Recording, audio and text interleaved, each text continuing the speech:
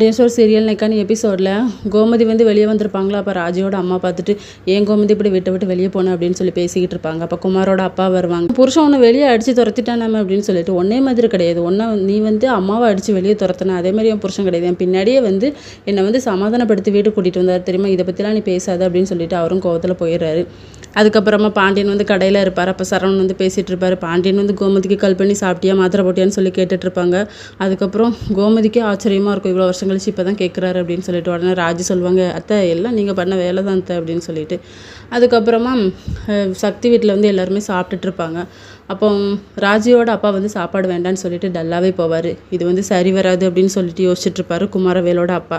அதுக்கப்புறம் நம்ம கதிர் வந்து ஹாஸ்பிட்டலுக்கு அவங்க ஃப்ரெண்ட்ஸ் ஆக்சிடென்ட் ஆகிருப்பாங்க அப்படின்னு சொல்லிட்டு பார்க்க போவாங்களா. அப்போ அவங்க மாமனாரை பார்த்துருவாங்க. அந்த டாக்டர்கிட்ட போய் கேட்டால் இவங்களுக்கு வந்து கேன்சர் இருக்குது அப்படிங்கிற மாதிரி சொல்லிடுவாங்க. கதிருக்கு வந்து ஷாக் ஆயிரும். இதோட இன்றைக்கான எபிசோட் முடியுது.